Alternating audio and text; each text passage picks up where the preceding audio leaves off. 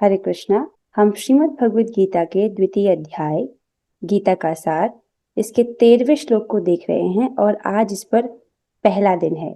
बहुत सुंदर श्लोक है। जो व्यक्ति श्लोक को समझ जाएगा वो अपने जीवन को किधर इन्वेस्ट करना है ये भी समझ जाएगा। ये ऐसा श्लोक है जिससे आप अपने पूरे जीवन को एक दिशा दिखा सकते हो कि मुझे क्या करना है। पूरे जीवन की रिफ्रेमिंग कर देगा ये, अगर आपने इसको ठीक ठीक समझ लिया तो। बहुत सुंदर श्लोक है। ठीक है, मेरे पीछे बोलेगा।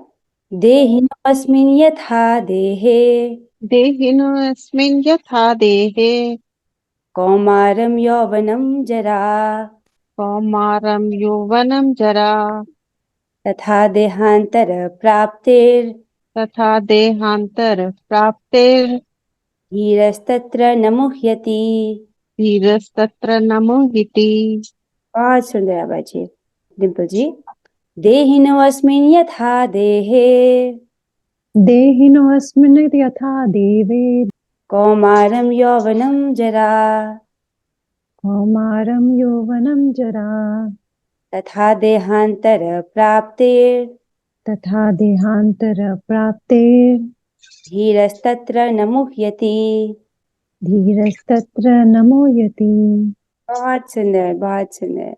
इस श्लोक में भगवान कहते हैं, जिस प्रकार शरीरधारी आत्मा इस वर्तमान शरीर में बाल्यावस्था से तरुणावस्था अर्थात युवावस्था और फिर वृद्धावस्था में निरंतर अग्रसर होता रहता है, उसी प्रकार मृत्यु होने पर आत्मा दूसरे शरीर में चला जाता है। इस जीवन में हम अपने शरीर को परिवर्तित होते हुए देखते हैं, राइट? बाल्यावस्था से युवावस्था में और फिर वृद्धावस्था में, यू सी द चेंज। तो उसी प्रकार मृत्यु के समय भी आत्मा दूसरे शरीर में चला जाता है। धीर व्यक्ति ऐसे परिवर्तन से मोह को प्राप्त नहीं होता। बहुत सुंदर है ये, बहुत सुंदर है। सो धीर व्यक्ति होता है, धी का अर्थ होता है बुद्धि। ओके, धीर व्यक्ति अर्थात जिसकी बुद्धि धर्म के विषय में बहुत क्रियान्वित रहती है। जो व्यक्ति धर्म जानता है और उसकी बुद्धि धर्म के विषय में क्रियान्वित रहती कि अब मुझे क्या धर्म करना है, ऐसा धीर व्यक्ति ऐसे परिवर्तन से, कौन से परिवर्तन से? शरीर के परिवर्तन से मोह को प्राप्त नहीं होता। मोह को प्राप्त नहीं होता अर्थात उससे प्रभावित नहीं होता, राइट? मोहित व्यक्ति कैसा होता है? एकदम कंफ्यूज, एकदम सारे भावों में आकर वो डूब जाता है। मतलब जैसे समुद्र की लहर आई, जैसे भावनाओं की लहर आई और उसमें वो मोहित हो गया, कंफ्यूज हो गया कि क्या करना है। जैसे इस वक्त अर्जुन जो है वो कंफ्यूज हो गए हैं, मोहित हो गए हैं। तो पर जो धीर व्यक्ति है वो मोह को प्राप्त नहीं करता, राइट? कैसे, किस चीज से? जब शरीर परिवर्तन होता है। तो भगवान समझा रहे हैं कि जो शरीर का परिवर्तन है वो तो आप रोज ही देखते हो। हमारा शरीर हर पल चेंज हो रहा है, राइट? अगर विश्वास नहीं है तो देखिए, हमारे स्किन पर, जैसे जो पुरुष लोग हैं उसको जल्दी ट्रैक कर सकते हैं। अगर वो शेविंग ना करे 15 दिन तो बाल आ जाते हैं उनके स्किन पर, राइट? तो ये जो स्किन है, जो शरीर है, वो हर पल कुछ चेंज हो रहा है इसमें। और आप उस चेंज को मेजरली नोटिस कर सकते हैं। देखो, बाल्यावस्था में और युवावस्था में पूरा शरीर बदल जाता है। 2 साल का बच्चा और 20 साल का वही वही व्यक्ति, कितना शरीर बदल गया, राइट? तो शरीर तो चेंज हो ही रहा है। और मृत्यु के समय पे भी क्या होता है? मृत्यु अर्थात उसमें भी शरीर चेंज होता है। जो धीर व्यक्ति है वो इससे मोहित नहीं होता है। बहुत सुंदर श्लोक है। सो देहिनो अस्मिन् यथा देहे कौमारम यौवनम जना। जिस प्रकार इस शरीर में जो अवस्थित है वो अलग अलग अवस्थाओं से होते हुए गुजरता है, कौमार अवस्था, यौवन अवस्था और बुढ़ापा। और उसके बाद जो मृत्यु होती है, तथा देहांतर प्राप्तिर। और देहांतर अर्थात जब उसका शरीर का स्थानांतरण हो जाता है, वो इस स्थूल शरीर को छोड़ देता है, दूसरे स्थूल शरीर को प्रवेश करता है, राइट? उस प्रकार के चेंज से भी वो जो धीर व्यक्ति है मोह को प्राप्त नहीं होता है। बहुत सुंदर श्लोक है। चलो इसकी टीका में चलते हैं, बहुत मजा आएगा इसको पढ़ने में। प्रत्येक जीव एक व्यष्टि आत्मा है, इसे दोबारा स्थापित किया गया है। पिछले श्लोक में इसको बहुत अच्छे से समझा दिया गया था कि मैं एक इंडिविजुअल पर्सन हूँ, आप एक इंडिविजुअल पर्सन है और हम सभी एक इंडिविजुअल पर्सन है, राइट? हमारी डिफरेंट डिफरेंट चॉइसेस और लाइक्स हैं, राइट? कभी भी हम एक नहीं होंगे। वह प्रतिक्षण अपना शरीर बदलता रहता है। Do you agree this? हम हर क्षण अपना शरीर क्या है, बदल रहे हैं। कभी बालक के रूप में, कभी युवा तथा कभी वृद्ध पुरुष के रूप में। यहाँ पर देखो ये जो शरीर है ये हर पल चेंज हो रहा है और यहाँ पर कुछ स्टेजेस हैं जिनको दिखाया गया है इस चित्र में। आप देखो, प्रत्येक जीव एक व्यष्टि आत्मा है, वो प्रतिक्षण अपना शरीर बदलता रहता है। अभी आप जीवन की कोई भी अवस्था में क्यों ना हो, आप देख सकते हो जब आपका शरीर छोटा था और अब के शरीर में आप अंतर देख सकते हो, नहीं? और चाहे शरीर पुरुष का शरीर हो या स्त्री का शरीर हो, ठीक है? आगे क्या कह रहे हैं? तो भी आत्मा वही रहता है, उसमें कोई परिवर्तन नहीं होता। राइट? हम पिछले श्लोक में पढ़ रहे थे कि आत्मा में 6 विकार नहीं होते हैं, उसमें से एक विकार क्या था? परिवर्तन। आत्मा में कोई परिवर्तन नहीं आता, कुछ घटता बढ़ता नहीं आत्मा में। राइट? एक है जो साक्षी भाव से सारे चेंजेस को देख रहा है, अनुभव कर रहा है। वो कौन है? वो आत्मा है, वो बिल्कुल भी नहीं बदलता। यह व्यष्टि आत्मा मृत्यु होने पर अंततोगत्वा एक शरीर बदलकर दूसरे शरीर में देहांतरण कर जाता है। राइट? जब मृत्यु हो जाती है राइट यहाँ पर, तो क्या होता है? तब ये दूसरे शरीर में चले जाता है, दूसरा स्थूल शरीर एक्सेप्ट कर लेता है, isn't it? तो तब भी तो शरीर ही तो चेंज हो रहा है और तो कुछ चेंज नहीं हुआ। राइट? यहाँ पर भी शरीर चेंज हो रहा था, लेकिन मृत्यु के वक्त भी शरीर चेंज होता है और पूरा फील्डिंग भी चेंज हो जाती है। फील्डिंग अर्थात आपके मॉम डैड, आपके रिश्तेदार, फील्डिंग चेंज हो जाती है। लेकिन आत्मा के लिए देखो, शरीर तो पहले से ही चेंज हो रहा था। देख रहे हो इसको? तो यहाँ पे जब आप बाल्यावस्था से युवावस्था में कंपेयर करते हो, शरीर पूरा ड्रास्टिकली चेंज हो जाता है। युवावस्था से बूढ़ा व्यक्ति पूरा ड्रास्टिकली वही शरीर, वही जीवात्मा, पूरा शरीर चेंज हो जाता है। और मृत्यु, राइट, मृत्यु के बाद एक नया शरीर मिलता है, पूरा ड्रास्टिकली चेंज हो जाता है। जो धीर व्यक्ति है वो इन चेंजेस से मोहित नहीं होता, उस पर प्रभाव नहीं पड़ता इनका, क्योंकि अगले जन्म में इसको शरीर मिलना अवश्यंभावी है। राइट? जब मृत्यु होती है उसके बाद क्या होता है? देहांतरण हो जाता है, दूसरा शरीर मिलता है उसको। राइट? क्योंकि अगले जन्म में जीवात्मा को शरीर मिलना अवश्यंभावी है, मतलब ये निश्चित है, फॉर श्योर मृत्यु होगी तो उसके बाद एक पुनर्जन्म होगा, उसके बाद एक और शरीर मिलेगा, दिस इज अवश्यंभावी, ऐसा है ही। अब नेक्स्ट इज वेरी इंपॉर्टेंट, चाहे वह शरीर आध्यात्मिक हो या भौतिक, तो हम सभी को क्या है? मृत्यु आएगी।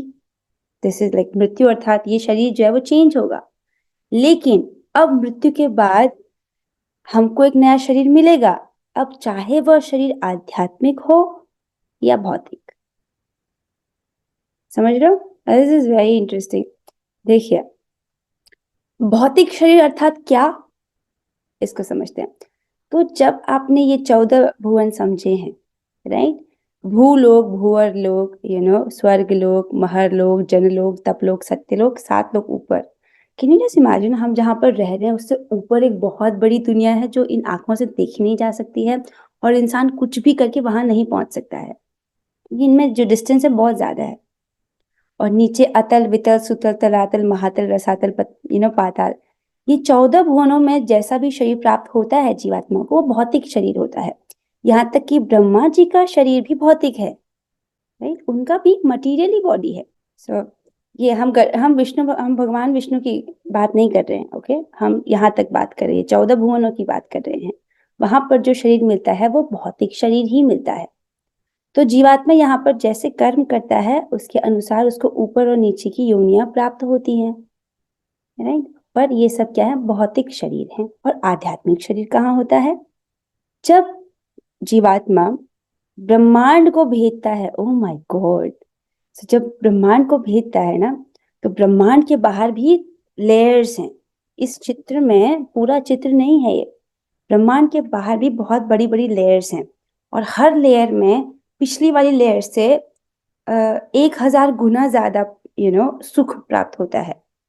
ठीक है, तो श्रीमद् भागवतम में इसका स्पष्ट वर्णन है। और पता है क्या, माया देवी वहां भी हर जीवात्मा को प्रलोभन देती है कि तुम मत जाओ, राइट। श्रीमद् भागवतम, बृहद भागवतम में इसका वर्णन है। माया देवी कहती है कि देखो तुमको सिद्धि चाहिए ना, ये ले लो, तुमको स्त्री चाहिए, ये ले लो, ऐसे करके प्रलोभन दे करके वो ब्रह्मांड के बाहरी लेयर में जीवात्माओं को रोक देती है।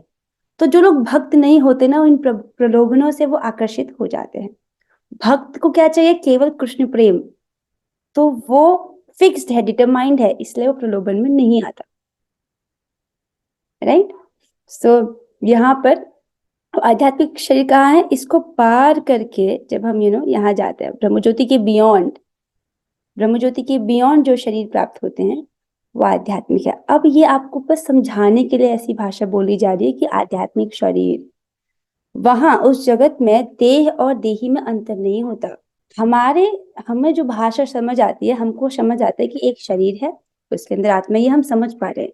लेकिन आध्यात्मिक जगत में ये भेद नहीं होता। जैसे जब भगवान आते हैं ना, तो उनके देह और उनमें अंतर नहीं है, उनका शरीर भी सच्चित आनंद है। राइट। तो वहां पर जिनका भी शरीर है वो सब सच्चित आनंद है, और उनमें और देह और देही में उधर भेद नहीं है।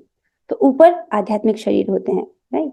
तो रूपा जी क्या कह रहे हैं? देखो, मृत्यु के बाद ये अवश्यम भावी है कि व्यष्टि जीवात्मा को नया शरीर मिलेगा। अब कैसा शरीर मिलेगा? आध्यात्मिक या भौतिक? तब व्यक्ति को बुद्धि इधर लगानी चाहिए कि हमको आध्यात्मिक शरीर कैसे मिले। राइट। अनफॉर्चुनेटली अपने पिछले जीवन में हमने ये चुनाव किया कि हमको भौतिक शरीर मिले। हमने ये नहीं चूज किया कि हमको ये मिले। क्यों? प्रमाण है कि हम अभी भी भौतिक शरीर में हैं, isn't it? राइट। अब भौतिक शरीर के साथ क्या प्रॉब्लम है ये तो आप जानते हो। क्या प्रॉब्लम है? जन्म है। जन्म के समय 9 महीने की गर्भ की पीड़ा सहता है बच्चा। एक बच्चा जो माँ के गर्भ में जिंदा है और जिसको जगह नहीं है मूव करने की। इमेजिन योरसेल्फ, एक छोटा से कमरे में आपको स्पेस नहीं है, वहां लाइट भी नहीं है, और आप बोल भी नहीं सकते हो। और अगर मम्मी कुछ भी स्पाइसी खाती है तो आपकी स्किन पे भी, सॉफ्ट स्किन पे वो एकदम मच्छर जैसे काटता है वैसा पेन होता है। मम्मा ईट एनीथिंग स्पाइसी, आपकी स्किन में वो आपको बहुत पेन करता है। सो वो सारा पेन सहकर हम आए हैं। राइट। और दूसरा पेन हम क्या सहेंगे? मृत्यु। ये तो हम सबको आएगी, ये पेन भी हमको सहना ही है। और क्या है? जरा अर्थात बुढ़ापा, और व्याधियां, बीमारियां। हम चाहें न चाहें ये चीजें होंगी ही। ये भौतिक शरीर है, तो हर भौतिक शरीर में ये परिवर्तन होता है। राइट। सो भौतिक शरीर अर्थात ये 4 प्रॉब्लम्स। भौतिक अस्तित्व होता ही ऐसा है कि वो कुछ समय, कुछ पहले उसका जन्म होता है, वो कुछ समय के लिए रहता है, उसमें कुछ परिवर्तन होता है, वो कुछ गौण चीजें प्रोड्यूस करता है, और फिर क्षीण होने लगता है, कमजोर होने लगता है, और फिर एक दिन नष्ट हो जाता है। राइट। तो क्योंकि इस वक्त हम भौतिक शरीर में हैं, तो ये हमारे, जैसे इस पत्ते के साथ आप देख रहे हो, यही हमारे शरीर के साथ भी होना है। और बार बार जब हम भौतिक शरीर चुन रहे हैं तो बार बार हमको इस सारे दुख दर्द से गुजरना पड़ रहा है। राइट। और प्लस प्लस सिर्फ यही नहीं, प्लस हमारे कर्मों की गठरी जिसको हम लेकर चल रहे हैं। सो हमारे कर्मों की गठरी के अनुसार ये लिस्ट तय हो चुकी है कि इस बार इस शरीर में इसको कौन कौन से दुख झेलने, कौन कौन से दुख आने वाले हैं। ये पहले से डिसाइडेड है। इसको बोलते हैं प्रारब्ध कर्म। जो कर्म हमारे इस बार इस जन्म में हम भोगने वाले हैं उनको बोलते हैं प्रारब्ध कर्म। राइट। तो क्योंकि हम दुखालय में हैं तो वो जो दुख है वो तो आएंगे ही। राइट। इसीलिए व्यक्ति को बहुत वाइजली चूज करना चाहिए कि अब जब मृत्यु आएगी तो what are you choosing? Are you gonna choose the भौतिक मटेरियल बॉडी और spiritual body this time? Right. Of course हमको क्या चाहिए? स्पिरिचुअल बॉडी चाहिए। बहुत मर गए इस बॉडी में हम, बहुत बार हमने बहुत प्रॉब्लम से झेल लिया है, बहुत बार डेथ फेस कर ली है, इन द सेंस कि बहुत बार शरीर परिवर्तन हो गया है, और आज भी हम भौतिक शरीर में ही हैं। देखिए, अगर हम एक बार भी यहाँ पहुंच जाते ना, एक बार भी अपने अनादिकाल के अस्तित्व में, हमने सीखा ना आत्मा अनादिकाल से है। अगर हम एक बार भी हमने आध्यात्मिक जगत टच कर लिया होता, एक बार भी हम वहां पहुंच जाते, तो वहां से नीचे नहीं गिरते। जो व्यक्ति भगवान के धाम को प्राप्त करता है वो वहां से नहीं गिरता है। एक बार स्पेशल केस हुआ था जय विजय का। राइट। उनको सनत कुमारों ने श्राप दे दिया था कि आप धरती पर, मृत्यु लोक पर जाओ। तो उनको लेने के लिए भगवान 3 बार आए। 3 बार लेने के लिए भगवान अपने द्वारपालों को, द्वारपाल अर्थात जो गेट पर खड़े रहते हैं, उनको श्राप मिल गया था। तो भगवान उनसे इतना प्रेम करते कि 3 बार आए मृत्यु लोक में उनको अपने द्वारपालों को ऊपर लेने के लिए। तो अगर हमने एक बार भी अपने अनादिकाल के जीवन में एक बार भी आध्यात्मिक शरीर प्राप्त किया होता तो हम आज यहाँ नहीं होते। इसका मतलब हम हर बार अनादिकाल से एक ही मिस्टेक कर रहे हैं। क्या मिस्टेक कर रहे हैं? कि हम भौतिक शरीर को चुन रहे हैं, जाने अनजाने। This is so dangerous. अगर आप टाइमलाइन में पीछे जाओ 10,000 साल पहले, आपने कितनी सारी डेथ फेस की है, अर्थात मतलब कितनी बार शरीर चेंज हुआ है। It is painful process. और अगर हमको बोला गया हम अनादिकाल से हैं, अर्थात 1 करोड़ साल पहले भी जाए तब भी हम थे, तब से कितनी साल बार हमने मृत्यु को देख लिया है। Oh my God, do you feel it? और हर बार हमने गलत चॉइस की है, गलत चॉइस।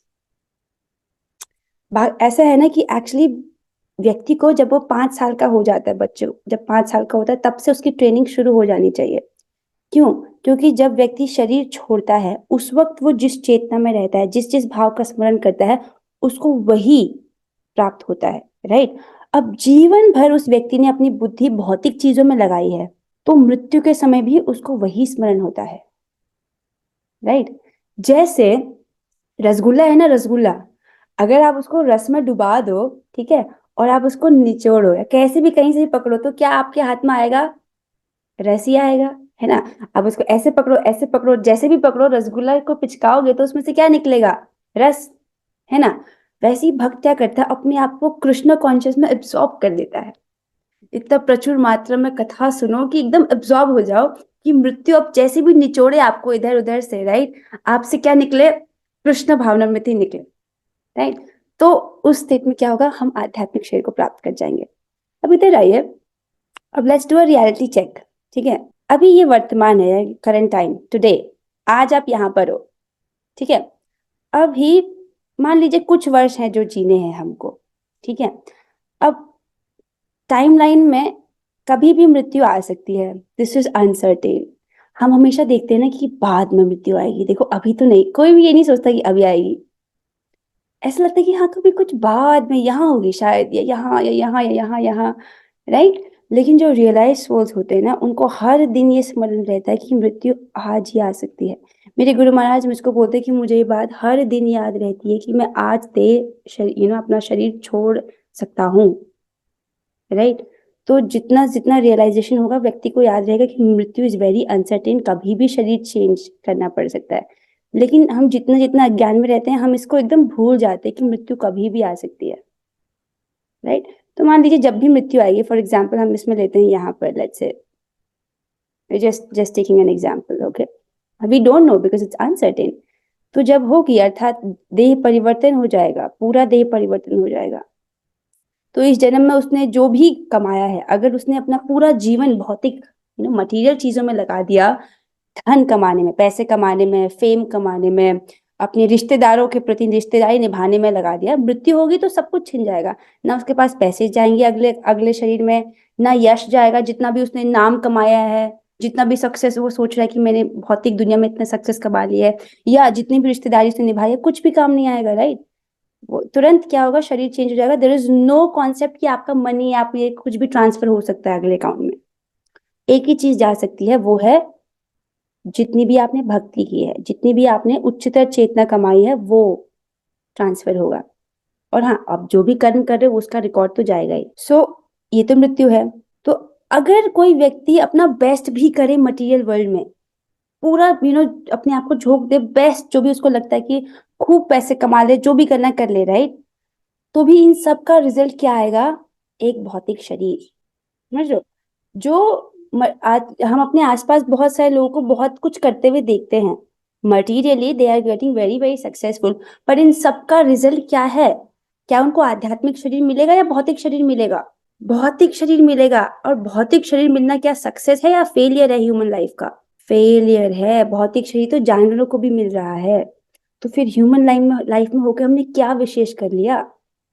राइट? तो बहुत सारे लोग बहुत बिजी दिखाई देंगे, और बहुत फ्लैशी, बहुत यश के पीछे भागेंगे, पैसे के पीछे भागेंगे, but that is not wise. क्योंकि इतना सब कुछ भागने के बाद अगर अंत में भौतिक शरीर ही मिलना है, तब तो बेवकूफी हुई हुई ना। वापस से ये सब कुछ झेलना पड़ेगा फ्रॉम जीरो। जन्म, फिर मृत्यु, जरा व्याधि, ये सब प्रॉब्लम्स फिर से आएंगी। राइट? चाहे उसने करोड़ों रुपए क्यों ना कमा दिया हो, मृत्यु तो सब कुछ छीन लेगी ना। कितना भोग पाएगा वो इस जन्म में? और मिलेगा भी क्या? Material body. वहीं अगर व्यक्ति अपनी एनर्जी को आध्यात्मिक चीजों में लगाए, भक्ति करने में लगाए, तो उसको क्या मिलेगा? आध्यात्मिक शरीर। और अगर एक बार मिल गया ना, तो फिर दोबारा आप यहाँ कभी नहीं आओगे। दोबारा आपको इस दुखालय में आने की जरूरत नहीं है। वहां से कोई वापस नहीं आता है। मैं ये जब बातें बोल रही हूँ ना, ये सब बातें रिसीव करने के लिए ना आपको अपने आध्यात्मिक अनुभव चाहिए, वरना आपको लगेगा कि हाँ हाँ ठीक है, आप कुछ ऐसा बोलते हो, वो व्यक्ति कुछ ऐसा बोलता है, वो व्यक्ति कुछ ऐसा बोलता है, कौन सही है हमें क्या पता, राइट? इसीलिए मैं बार बार स्ट्रेस करती हूँ कि प्लीज जब करो। जब आप जब करोगे ना, कुछ कुछ आपको एहसास होगा। वो बहुत जरूरी है इस बात को समझने के लिए। जब तक आपके पास अपना अनुभव नहीं होगा, तब तक आप समझोगे कि ये सिर्फ थ्योरी है। समझ रहे हो? देखिए, इस बात को ऐसे समझिए कि जब हम कोई कॉस्ट्यूम पहनते हैं ना, जब एक बच्चे का एक फैंसी ड्रेस कंपटीशन होता है, वो कोई कॉस्ट्यूम पहन लेता है, राइट? तो जब वो बच्चा कॉस्ट्यूम पहनता है, तो वो जान रहा है कि मैंने कॉस्ट्यूम पहना है और मैं ये बच्चा हूँ और ये 5th क्लास में पढ़ता हूँ वगैरह वगैरह। लेकिन देखो, इस वक्त हमने ये कॉस्ट्यूम पहना हुआ है और हमको बिल्कुल नहीं पता है कि हम इससे अलग कुछ हैं। आप समझ रहे हो? हम इस कॉस्ट्यूम को ही मैं माने बैठे हैं। मतलब मैं समझ रही हूँ कि मैं स्त्री ही हूँ, ऐसा लग रहा है इसमें। जो पुरुष के कॉस्ट्यूम है, वो सोच रहा है कि मैं पुरुष ही हूँ। कितना एब्जॉर्प्शन नहीं दिख रहा आपको? जबकि ये हमारा कॉस्ट्यूम है। एक बच्चा जो फैंसी ड्रेस की कंपटीशन का कॉस्ट्यूम पहनता है, उसको पता रहता है कि मेरा कॉस्ट्यूम है। क्रोकोडाइल का कॉस्ट्यूम पहनता है तो उसे पता है कि क्रोकोडाइल का कॉस्ट्यूम है ये मेरा, राइट? वो अपने आप को उससे अलग देख सकता है। तो अगर हमने सिर्फ कॉस्ट्यूम ही पहनी है, तब तो हमको एकदम अलग अलग दिखना चाहिए ना। पर ये किस चीज का प्रभाव है कि हम इस कॉस्ट्यूम को मैं माने बैठे हैं, एकदम एकदम अभिनिवेश। समझ रहे हो? ये भगवान की माया शक्ति का प्रभाव है। माया के प्रभाव से हम इस कॉस्ट्यूम को एकदम मैं माने बैठे हैं और सोच रहे हैं कि जिस स्थिति में हम अभी हैं, ये जो लोग हमारे आसपास है, यही सब कुछ है, ऐसा मान रहे हैं हम, राइट? जब हम जप करते हैं तब क्या होता है? देखिए, ये जो माया शक्ति है, भगवान कहेंगे मया दक्षिण प्रकृति सूयते सचराचरम। ये जो माया शक्ति है, ये मेरे अध्यक्षता में कार्य करती है अर्जुन। मतलब अध्यक्षता समझते हो? मेरे लीडरशिप में मैं उसे कंट्रोल करता हूँ। तो जब आप जप करते हो, तो भगवान देखते हैं कि ये जीव बहुत ही सिंसियरली मेरी सेवा करने का प्रयास कर रहा है, राइट? और जब गिरवी आप प्रयास भी करो, तो भगवान उससे प्रसन्न हो जाते हैं, राइट? तो वो देखते हैं कि सिंसियरली कोशिश कर रहा है मुझे प्रसन्न करने की। पता है वो क्या करते हैं? अपनी माया शक्ति को वो जो आपका अभिनिवेश आपके शरीर में, उसे खींच लेते हैं। तब आप देख सकते हो कि एक मिनट, मैं तो इससे कुछ अलग हूँ। You know you can see you're different from your body. And then उसके बाद आप इस जगत में जो इल्यूजन है, उसको भी देख पाओगे। ये भी देख पाओगे कैसे लोग जो है गधे की तरह लगे पड़े हैं एक गलत दिशा में। एक नया भौतिक शरीर पाने की रेस में लोग लगे पड़े हैं। आप इसको देख पाओगे। अब इसीलिए मैं कहती हूँ कि आप जप करो बहुत ध्यान पूर्वक। चाहे आप 1 माला करो, 2 माला करो, लेकिन नियम पूर्वक रोज माला करो, राइट? 16 माला कर पाओ तो फिर बात ही कुछ और है। बड़ा मजा आता है। लाइक एक बार आपकी आदत लग जाएगी ना, 16, फिर आपको ना मन नहीं करेगा कि उससे कम कुछ करें, राइट? लेकिन अभी आपसे जितना हो पा रहा है 2 माला, this is very good, you do it, okay? And I am happy आप करते हो, दिस इज नाइस। अतः अर्जुन के लिए न तो भीष्म न ही द्रोण के लिए शोक करने का कोई कारण था। I hope this is clear ना कि हमको क्या चाहिए। क्या आपको फिर से भौतिक शरीर चाहिए? नहीं ना, आध्यात्मिक शरीर चाहिए। सो उसके लिए हमको इस जगत में छोटी सी भी चीज प्राप्त करने के लिए कितनी मेहनत करनी पड़ती है। वास्तविक मेहनत इसके लिए करनी चाहिए। एक बार मिल गया, फिर हमेशा के लिए लॉटरी। अतः अर्जुन के लिए न तो भीष्म न ही द्रोण के लिए शोक करने का कोई कारण था। देखो, अर्जुन ने कहा था ना, गुरून् हत्वा हि महानुभावान् श्रेयो भोक्तुम भैक्षमपि लोके। उन्होंने कहा था कि इन गुरुजनों की हत्या करने से अच्छा तो है मैं इस पृथ्वी लोक में भिक्षा मांग करके रह लूं, राइट? उनको उनकी हत्या नहीं करनी थी। उनको, समझ रहे हो, वो उनकी हत्या नहीं करना चाहते थे। अब बोल रहा है, अब यहाँ पर बताया जा रहा है कि अर्जुन के लिए ना तो भीष्म के लिए ना तो द्रोण के लिए शोक करने की जरूरत है। क्यों? अभी तो उसको प्रसन्न होना चाहिए। अच्छा, प्रसन्न कैसे होना चाहिए? अपने गुरुजनों को मार रहा है, देखो क्यों? क्योंकि वे अपने पुराने शरीरों को बदलकर नए शरीर ग्रहण करेंगे। भीष्म पितामह अभी बूढ़े शरीर में है कि नहीं है? बूढ़ी अवस्था में है, और द्रोणाचार्य भी बूढ़े शरीर में है। अगर अभी उनकी मृत्यु होती है तो क्या होगा? शरीर परिवर्तन होगा, तब उनको कैसा मिलेगा? नया शरीर मिलेगा, राइट। तो ऐसे शरीर परिवर्तन पुराने शरीरों को बदलकर नए शरीर ग्रहण करेंगे और इस तरह से वे नई शक्ति प्राप्त करेंगे। ऐसे शरीर परिवर्तन से जीवन में किए कर्म के अनुसार नाना प्रकार के सुख उपभोग या कष्टों का लेखा जोखा हो जाता है। ऑफ कोर्स जब हम शरीर परिवर्तन कर रहे हैं तो उस हमको नया शरीर कहाँ मिलेगा, इसमें बहुत सारा हमारे जो कर्मानुसार हमारे सुख और कष्ट, इसका लेखा जोखा हो जाए, राइट। अब क्योंकि भीष्म पितामह और द्रोण जो थे वो साधु पुरुष थे, उन्होंने अपने जीवन में अच्छे कर्म किए, राइट, इसीलिए उनको अगले जन्म में आध्यात्मिक शरीर प्राप्त होंगे। नहीं तो कम से कम उन्हें स्वर्ग के भोग करने के अनुरूप शरीर तो प्राप्त होंगे ही, क्योंकि वो क्षत्रिय हैं, राइट, और वो धर्म युद्ध में लड़ रहे हैं। तो क्षत्रिय जब धर्म युद्ध में लड़ता है तो उसको स्वर्ग की प्राप्ति होती है, ये तो नियम है। तो बताया जा रहा है कि जो भीष्म हैं और द्रोण हैं, उन्होंने अपने जीवन में अच्छे कर्म किए हैं, साधु पुरुष हैं, राइट। आप जानते हो द्रोणाचार्य को महान ब्राह्मण कह के बुलाया गया था, वो आत्मज्ञानी हैं। उन्होंने धृष्टद्युम्न को ज्ञान दिया था, ये जानते हुए भी कि ये व्यक्ति मेरे मृत्यु का कारण हो सकता है, राइट। और भीष्म पितामह अनडिफीटेड चैंपियन। तो ये साधु पुरुष हैं, इनको या तो आध्यात्मिक शरीर मिलेंगे या कम से कम स्वर्ग में इनको भोग करने के लिए अच्छा शरीर मिलेगा। अतः दोनों ही अवस्थाओं में शोक का तो कोई कारण ही नहीं है। आप समझ रहे हैं इस बात को? अर्जुन बहुत दुखी हो रहे थे कि ये मर जाएंगे, लेकिन अब अर्जुन को बताया जा रहा है कि देखो ये मरेंगे नहीं, इनका बस शरीर परिवर्तन होगा और इनको और बेहतर शरीर मिलेगा, या तो स्वर्ग में या तो आध्यात्मिक शरीर मिलेगा। तब उसको प्रसन्न होना चाहिए कि नहीं होना चाहिए? यस। सो यहीं पर हम आज की क्लास को विराम देते हैं, और कोई प्रश्न है तो आप पूछ सकते हो, नहीं? ठीक है, I think we have less than 1 minute, let's end the class here. हम कल डिस्कस करेंगे, ओके? हम 3 बार हरे कृष्ण महामंत्र करते हैं, लेट्स डू इट टुगेदर। हरे कृष्णा कृष्ण कृष्ण हरे हरे, हरे राम हरे राम राम हरे हरे, हरे कृष्णा हरे कृष्ण कृष्ण कृष्ण कृष्ण हरे हरे, हरे राम हरे हरे, हरे कृष्णा कृष्ण कृष्ण हरे हरे हरे, कृष्ण कृष्ण कृष्ण हरे हरे, हरे राम राम राम हरे हरे। श्रीमद् भगवद गीता की जय, श्रील प्रभुपाद की जय, जय हो। हरे कृष्णा।